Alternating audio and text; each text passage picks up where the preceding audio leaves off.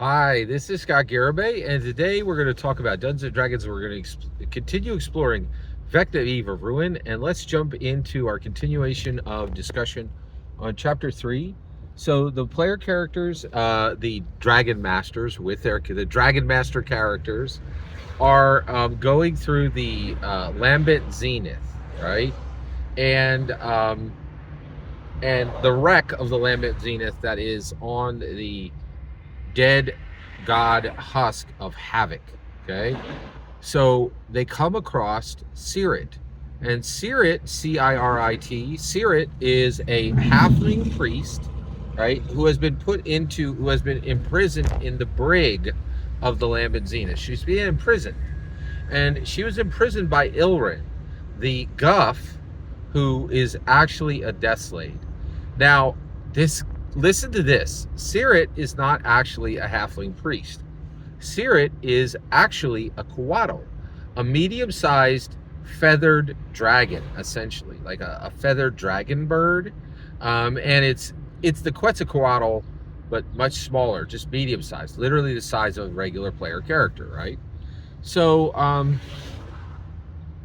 basically, this Coutal is disguised as a halfling priest, and she is a crew member on the Lambent Zenith. But the reason she's been imprisoned by Ilren is because she is a magical creature, a magical creature, a Coutal. She immediately recognized the Death Slate for what he was. She saw his true form, his true nature, right? So she's imprisoned, and she is good friends with Deveris, right? So the player characters now have this opportunity to free her. They free her, and then she immediately wants to go and confront Ilren and defeat Ilren. Now it's possible, and so that's, so the player characters need to deal with this. So they deal with Cirit, right? And they actually and most likely they're going to allow Cirit to get out, right? And so at this point, that's done. And the player characters are ready to continue to proceed on with the adventure, and so they do. So next they come to the Treant. Okay, the Treant goes by the name of Rosebud, and we get and at this point the player characters encounter Rosebud, and we get the full story of what's happening. First, we learn that the Treant Rosebud is embedded in the lifeboat. This lifeboat came out of, So this lifeboat came from a space galleon that had been attacked by pirates. When this lifeboat comes out, it has the following people on the lifeboat. It has Rosebud, it has Deveris, okay, it has this blink dog named Akasa, and it has Polerna, okay? Polerna is a halfling crew member from this other space galleon that had been attacked by pirates. Polerna actually floated off while they were in the astral sea. Polerna decided to just float off into the astral sea, okay? And is no longer with Deveris, Rosebud, and the Blink Dog Akasa. Okay, now, and the player characters have the opportunity to learn all of this. Now, this is a secret, right? That Polerna has floated off into the astral sea. Now, I'm gonna ask for your help on this. I am not understanding this, right? So, everybody's on the Dead God Husk. They're on the Space Galleon, which is on the Dead God Husk, right? Now, I know that there's air on every Spelljammer ship. There's also air on these Dead God Husks, right? But if you just float off into the Astral Sea, you will not starve to death, but you will asphyxiate. You can't breathe in the Astral Sea without a way to breathe indefinitely, right? And so that's the part I didn't understand, is Polerna has floated off in the Astral Sea, and it's presented like, oh no, Polerna floated off, and you're like, no, it's not nothing to worry about. Polerna be straight dead. Right, like if they're floating around in the astral sea with no way to breathe, they should be dead, right? So that's how I understand it. I'm really trying to understand, like, as my understanding, if you're in the astral sea and you don't have a way to breathe, you're going to die. Okay. If you do have a way to breathe eternally, you can just float forever in the astral sea. Done. Right. Like, you're not going to die. Right. Because you don't need food. The astral sea is a timeless void, and you do not need food. All right. So basically, you have all this happening, and then the Treant Rosebud,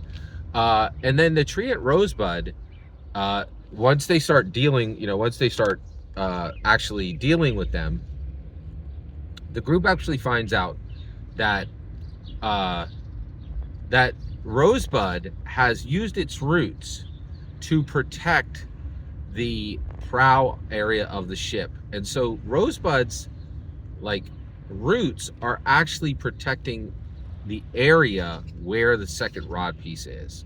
I'm sorry, not the area where the second rod piece is.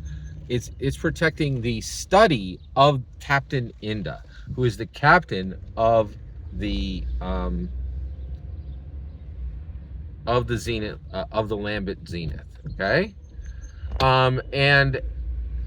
and Rosebud is like, hey, there's I know you're advancing to try to get the rod piece. You do need to go into the study because you're going to find information, but you shouldn't proceed because there's these monsters there. And there are grells. There are these grells, which are these brain-beaked monsters, which will kill anyone who tries to go down there.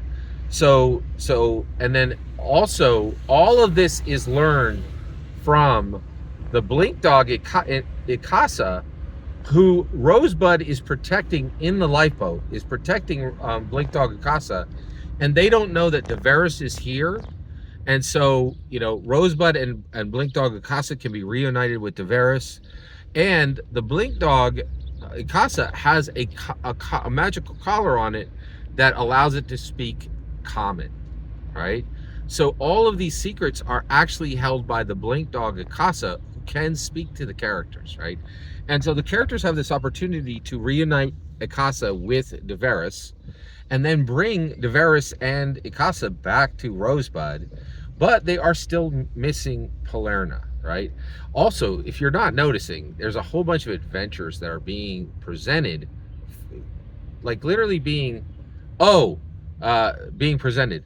Also, so we have the Lambent Zenith, the actual ship that was attacked by pirates that Deveris, Blink Dog Ikasa, Treant Rosebud, and Palerna, the halfling, they all came from a ship by the name of Verdant Branch, right? So at this point, the player characters get this extra secret, which is a currency, right, in Vecna, Eve of Ruin. And to be clear, I want to make this clear. I think all of these, any secret going forward, can be under the Power of Secrets rule in D&D overall. That's pretty incredible, right? So the player characters meet Cirit, then they meet Rosebud and all of his people, and now next they're going to go on to the study. Thank you very much for letting me share my humble opinion on what was the coolest parts of Chapter 3.